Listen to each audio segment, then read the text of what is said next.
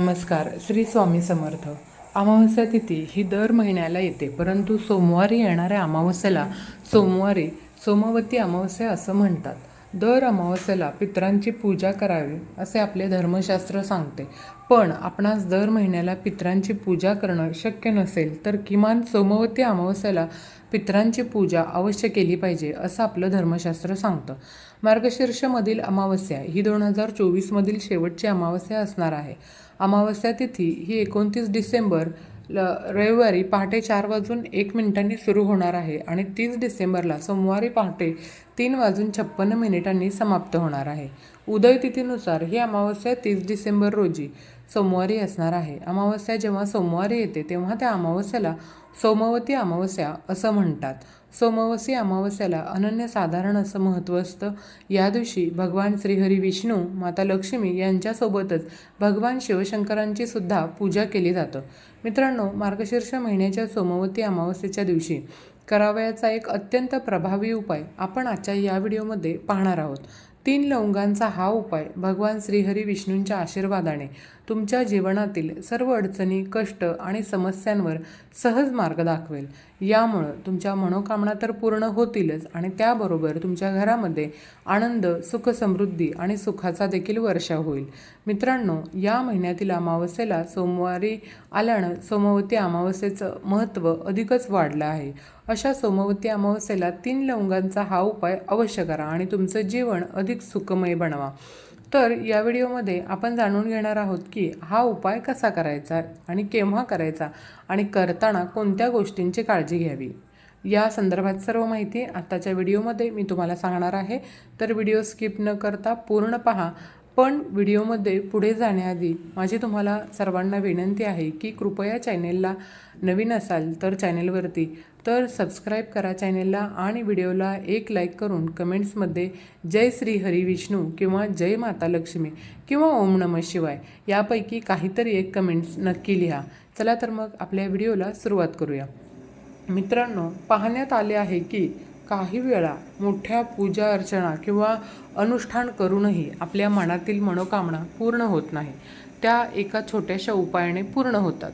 मित्रांनो, हा उपाय अनेकांनी करून पाहिला आहे आणि त्यांना याचं सकारात्मक परिणाम मिळालेले आहेत. जर तुम्हालाही हा उपाय करायचा असेल तर तो योग्य पद्धतीने समजून घ्या, ऐका आणि नंतरच करा. या उपायाने तुमच्या घरातील समस्या, दुःख दूर होऊन न संपणाऱ्या समस्यांवर सहज मार्ग सापडतो. हे दोष कोणत्याही प्रकारचे असू शकतात, जसं की पितृदोष, मंगळदोष किंवा इतर काही कारणं पण असू शकतात. पण घाबरू नका. हा उपाय करताना तुम्हाला दोष शोधायची गरज नाही. फक्त श्रद्धेने आणि योग्य प्रकारे तो तुम्हाला करायचा आहे. मित्रांनो, हा उपाय 3 लवंगांचा आहे आणि प्रत्येक व्यक्ती तो करू शकतो. घरातील माता, बहिणी, वृद्ध, तरुण किंवा अगदी लहान मुलंसुद्धा, विशेषतः माता बहिणीने घरासाठी आणि आपल्या घराच्या समृद्धीसाठी हा उपाय अवश्य करावा. कारण त्यांच्या श्रद्धेने लक्ष्मीचा वास घरामध्ये अधिक स्थिर होतो. म्हणून आपल्या माता बहिणींनी हा उपाय करायचा आहे. चला तर आता आपण जाणून घेऊया की हा उपाय कोणत्या वेळेस करायचा आहे ते. तर हा उपाय मुख्यतः तुम्ही संध्याकाळी प्रदोष काळामध्ये म्हणजे सायंकाळी 6 ते 7 या वेळेमध्ये करायचा आहे. काही लोकांच्या मनात प्रश्न असतो की जर आम्हाला उशीर झाला तर उपाय कसा करायचा. तर मैत्रिणींनो, 7 ते 8 वाजेपर्यंत हा उपाय करणं शक्य असेल तर तो जरूर करा. हा उपाय तुमच्या जीवनातील अनेक समस्यांचं समाधान करू शकतो. जर तुम्ही आर्थिक अडचणीत असाल, नोकरी मिळत नसेल, व्यापारात यश मिळत नसेल किंवा आर्थिक कोणत्याही समस्यांनी तुम्ही जर त्रस्त असाल तर सोमवती अमावस्येला हा उपाय नक्की करा आणि त्याचे सकारात्मक परिणाम अनुभवा.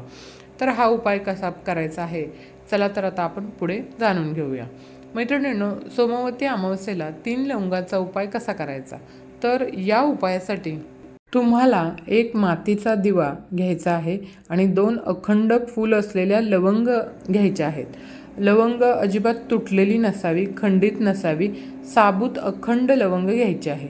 यानंतर तुम्हाला काय करायचं आहे बघा, थोडे काळे तीळ घ्यायचे आहेत जे पितरांना खूप प्रिय असतात आणि 2 चिमूट काळे तीळ घ्या तुम्ही.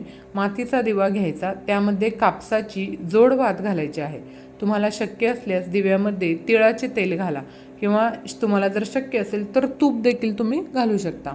त्यानंतर तुम्हाला काय करायचं आहे बघा, त्या दिव्यामध्ये 2 अखंड फूल असलेल्या लवंगा टाकायच्या आहेत. त्याचबरोबर 2 चिमूट काळे तीळही त्याच दिव्यामध्ये आपल्याला टाकायचे आहेत. आता हा दिवा तुम्हाला महादेवाच्या मंदिरात शिवलिंगाजवळ नेऊन लावायचा आहे. महादेवाच्या मंदिरात शिवलिंगाजवळ असा दिवा लावल्यानंतर जर तुम्हाला शक्य असेल तर तिथंच तुम्ही मंदिरात बसायचं, महामृत्युंजय मंत्राचं पाठ करायचा आणि जर पाठ करू शकत नसाल तर महादेवांचं मनोभावाने ध्यान करायचं.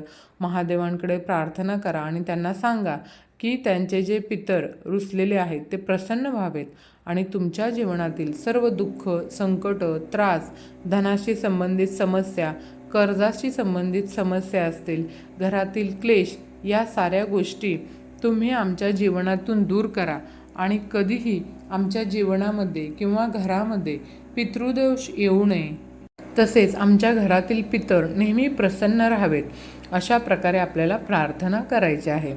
त्याच्यानंतर तुम्हाला महादेवांना काय सांगायचं आहे ते सांगू शकता तुम्ही.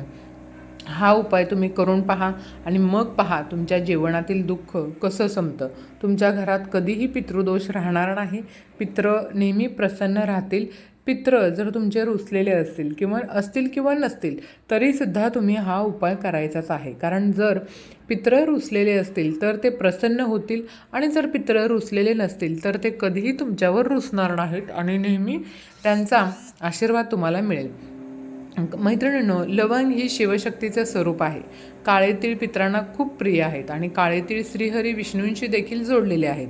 काळे तीळ शनिदेवांशी देखील जोडलेले आहेत. त्यामुळे समजून घ्या की काळ्या तिळाचा कोणताही उपाय करताना आणि त्यात जर तुम्ही लवंग घेतली तर तो उपाय अधिक प्रभावी होतो.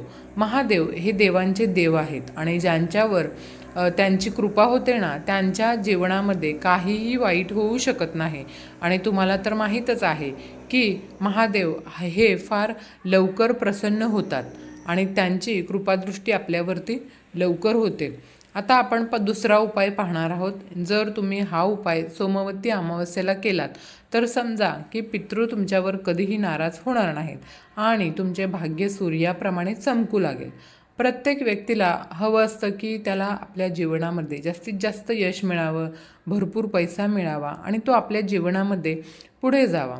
त्याला कधीही पैशाची कमतरता भासू नये असं प्रत्येक व्यक्तीला वाटत असतं. जर तुम्हालाही हवं असेल की तुमचं भाग्य ही सूर्याप्रमाणे चमकावं, तुमचं भाग्य इतकं प्रबळ व्हावं, त्यात इतकी वाढ व्हावी की तुम्हाला हवं ते मिळावं, आणि यासाठी तुम्हाला काय करायचं आहे तर तुम्हाला 2 चिमूट काळे तीळ घ्यायचे आहेत. आणि काळे तीळ बघा आपल्या पितरांना खूप प्रिय असतात. काळे तीळ श्रीहरी विष्णूंशी देखील जोडलेले आहेत. आणि आता जो काळ्या तिळाचा उपाय सांगणार आहे ना, तो तुमचे भाग्य उजळण्याचं काम करेल. तर 2 चिमूट काळे तीळ घ्या आणि एक तांब्याचा कलश भरून घ्या, पाण्याने भरून घ्या आणि त्यामध्ये 2 चिमूट काळे तीळ टाका. आता हे पाणी तुम्हाला तुमच्या घराच्या छतावरून, गॅलरीवरून किंवा अंगणातून सूर्य भगवानाला अर्घ द्यायचा आहे. आणि जर तुमच्या घराजवळ मंदिर असल्यास तर तिथे जाऊन हे अर्घ्य तुम्ही देऊ शकता. अन्यथा तुमच्या घरातूनच तुम्ही सूर्य भगवानांना अर्घ्य द्यायचा आहे. सोमवती अमावस्येच्या दिवशी जर तुम्ही थोडेसे काळे तीळ पाण्यात टाकून सूर्य भगवानांना अर्घ्य दिलं तर तुमचं भाग्य सूर्याप्रमाणे चमकू लागतं. तुमचं नाव संपूर्ण जगात होतं. प्रत्येक व्यक्ती तुम्हाला ओळखतो आणि तुम्ही तुमच्या जीवनामध्ये खूप उंच स्तरावर जाता. कधीही तुमच्या जीवनामध्ये धनाची कमतरता तुम्हाला जाणवणार नाही. म्हणून प्रयत्न करा हा उपाय नक्की करण्याचा. सूर्य भगवानाला तीळ टाकून अर्घ देण्याचा नक्की तुम्ही उपाय करून पहा. आता पुढचा उपाय पाहूया, तिसरा उपाय. आता यापैकी तुम्हाला कोणता उपाय शक्य होईल तो तुम्ही करू शकता. पहा, सोमवती अमावस्येला गाईला काहीतरी नक्की खायला द्यायचं आहे आणि विशेष करून मार्गशीर्ष महिन्याच्या शेवटच्या दिवशी गाईला भाकरी, चपाती जे काही असेल ते द्यायला हवं. तुम्ही गाईला हिरवं गवत खायला घालू शकता, पोळी खाऊ घालू शकता किंवा गूळसुद्धा खाऊ घालू शकता. तुमच्याकडून जे शक्य होईल त्यातला एक हिस्सा गाईला तुम्ही नक्की काढा. तुम्हाला हे माहीतच असेल की गाईमध्ये 33 कोटी देवी देवतांचा वास असतो. तसंच पितरांचा वासही गायीमध्ये असतो असं मानलं जातं. म्हणूनच जर तुम्ही सोमवती अमावस्येच्या दिवशी गाईची सेवा केली, तिला हिरवं गवत खाऊ घातलं, गूळ खाऊ घातला, तर त्यामुळं तुमच्या जीवनातील निम्म्याहून अर्ध दुःख दूर होईल. तुम्ही तुमच्या जीवनात नेहमी सुख आणि संपत्ती प्राप्त कराल आणि तुमच्या ज्या काही इच्छा असतात त्या इच्छा फार लवकर पूर्ण होतात आणि कधीही तुम्हाला पितृदोष यामुळं जीवनामध्ये तुमच्या अडचणी किंवा समस्यांना सामोरं जावं लागणार नाही. म्हणून तुम्ही प्रयत्न करा, सोमवती अमावस्येच्या दिवशी गाईची सेवा करा, हिरवं गवत खाऊ घाला किंवा तुमच्या घरामध्ये जी पोळी पुरी भाजी जे बनलं असेल ते जे काही बनलं असेल त्यातला थोडासा हिस्सा किंवा पहिला हिस्सा गाईला खाऊ घाला. खरं तर तुम्हाला नेहमीच तुमच्या घरातून गाईला एक पोळी खाऊ घालायलाच हवी. त्यात गूळ ठेवून किंवा गोड पदार्थांसोबत पोळी घ्यायला गाईला खाऊ घाला. जर तुम्ही अमावस्येला माता लक्ष्मीसाठी खीर बनवली असेल तर खिरीसोबत पोळी गाईला खाऊ घाला. असं केल्यानं तुम्हाला कधीही पितृदोष लागणार नाही आणि पितृ नेहमी आशीर्वाद देऊनच तुम्हाला निघून जातील. तर अशा प्रकारे तुम्हाला आजची ही माहिती आवडली असेल तर व्हिडिओ उपयुक्त जर तुम्हाला हा वाटला असेल तर व्हिडिओला एक लाईक नक्की करा आणि चॅनेलला सबस्क्राईब करून आम्हाला प्रोत्साहित करा. तर मैत्रिणींनो, हा व्हिडिओ संपूर्ण पाहिल्याबद्दल आपणा सर्वांचं खूप खूप खूप मनापासून आभार. धन्यवाद. श्री स्वामी समर्थ. जय जय स्वामी समर्थ. जय श्रीकृष्ण.